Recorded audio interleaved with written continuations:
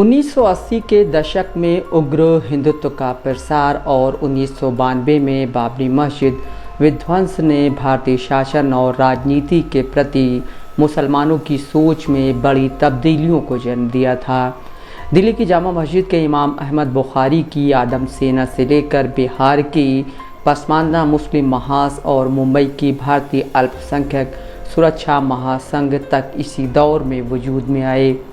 दक्षिण में केरल में national development front NDF, Tamil Nadu की मंथिया निधि पसाराई और कर्नाटक फोरम फॉर डिग्निटी की स्थापना भी इसी दौर की कहानी है, जिस दौर में मुसलमानों में असुरक्षा की भावना और गहरी हो गई थी। ये तीनों संस्थाएं स्थापना के कुछ सालों बाद साल 2004 से ही तालमेल करने लगी थी। 22 नवंबर 2006 में केरल के कोझिकोड में हुई एक बैठक में तीनों ने विलय कर पॉपुलर फ्रंट ऑफ इंडिया यानी पीएफआई बनाने का फैसला लिया। आधिकारिक तौर पर पीएफआई की स्थापना 17 फरवरी 2007 को हुई।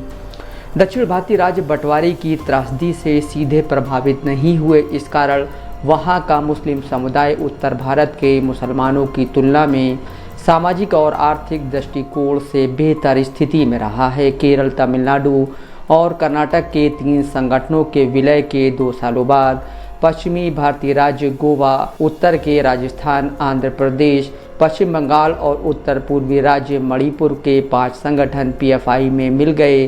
खुद को भारत का सबसे तेज़ी से बढ़ने वाले कॉर्डर बेस्ड जन आंदोलन बताने वाला पीएफआई 23 राज्यों में फैले होने और 4 लाख सदस्यता का दावा करता है। नेशनल इन्वेस्टिगेशन एजेंसी एनआईए ने भी संस्था के 23 राज्यों में फैले होने की बात गृह मंत्रालय को भेजी गई अपनी रिपोर्ट में कही है। इस बात के आरोप संगठन के बनने के बाद से ही लगते रहे हैं कि पीएफआई प्रतिबंधित कट्टरपंथी इस्लामी संगठन student Islamic movement of India यानी सिमी का ही दूसरा रूप है। भारत सरकार ने जिन संगठनों को आतंकवादी घोषित करते हुए प्रतिबंधित कर रखा है, उनमें सिमी का नाम है। सिमी पर प्रतिबंध साल 2001 में लगाया गया। सिमी के रिश्ते एक अन्य इस्लामी चरमपंथी संगठन इंडियन मुजाहिदीन से होने की बातें भी कही जाती रही हैं। भारत सरकार ने इंडियन मुजाहिदीन पर भी गैरकानूनी गतिविधियों में शामिल होने के आरोप में प्रतिबंध लगा रखा है। पीएफआई और सिमी के संबंध होने की बात खास तौर पर इसलिए उठती रही है क्योंकि सिमी के कई पूर्व सदस्य पीएफआई में सक्रिय हैं। प्रोफेसर कोया भी ऐसे ही लोगों में शामिल हैं। हालांकि प्रोफेसर कोया इस सवाल के जवाब में बीबीसी से कहते हैं कि सिमी और उनके संबंध 1981 में समाप्त हो गए थे और उन्होंने एनडीएफ की स्थापना 1993 में की थी। एनडीएफ उन 3 संगठनों में से एक है जिसने शुरुआती दौर में मिलकर पीएफआई तैयार की थी। कई लोगों का मानना है कि पॉपुलर फ्रंट ऑफ इंडिया की स्थापना ही इसलिए हुई क्योंकि सरकार ने सिमी पर प्रतिबंध लगा दिया और इस कारण कुछ पूर्व सिमी सदस्यों ने दूसरे नाम से इस संस्था को शुरू कर दिया। संस्था के मुताबिक उनका मिशन एक भेदभावहीन समाज की स्थापना है जिसमें सभी को आज़ादी, न्याय और सुरक्षा मिल सके और इसमें बदलाव के लिए वो वर्तमान सामाजिक और आर्थिक पॉलिसियों में बदलाव लाना चाहती है ताकि दलित, आदिवासी और अल्पसंख्यकों को उनका हक मिल सके। अपना उद्देश्य वो देश की अखंडता, सामुदायिक भाईचारा और सामाजिक सद्भाव बताती है। साथ ही लोकतंत्र, धर्मनिरपेक्षता की पॉलिसी और न्याय व्यवस्था को कायम रखने की भी बात करती है। भारत सरकार ऐसा नहीं मानती। संस्था के विरुद्ध दाखिल एक के बाद एक दूसरे मामलों में राजद्रोह, गैर कानूनी गतिविधियों में शामिल होने, यूएपीए समुदाय के बीच नफरत फैलाने, विदेशी फंड से देश की अखंडता को नुकसान पहुंचाने और अशांति फैलाने का आरोप लगता रहा है। साल 2021 में उत्तर प्रदेश के हाथरस दलित महिला बलात्कार हत्या मामले को ही ले लें। पुलिस की विशेष जांच दल ने 5000 पन्नों की चार्जशीट में पत्रकार सिद्दीक कप्पन समेत जिन 8 लोगों के खिलाफ मामला दर्ज किया, उन्हें पीएफआई का सदस्य बताया गया। उन पर गैर कानूनी गतिविधि अधिनियम यानी यूएपीए और राजद्रोह की धाराएं लगाई गई और विदेशी फंडिंग का दावा भी किया गया। पीएफआई अन्य घटनाओं जैसे हाल में पटना के फुलवारी शरीफ के मामले में खुद को बेगुनाह बताती रही है।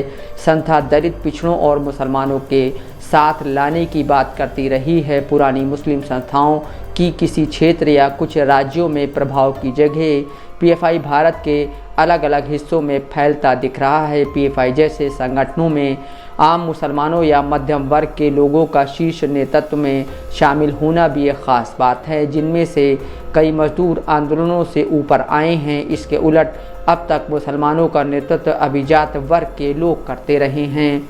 अंग्रेज़ी के प्रोफेसर रह चुके पी कोया बताते हैं कि कॉलेज के दिनों में वो नास्तिक हुआ करते थे। हालांकि पीएफआई की राष्ट्रीय कार्यकारिणी के सदस्य और प्रतिबंधित स्टूडेंट इस्लामिक मूवमेंट सिमी के संस्थापकों में से एक प्रोफेसर पी कोया कहते हैं कि आप मुझे किसी खांचे में नहीं फिट कर सकते।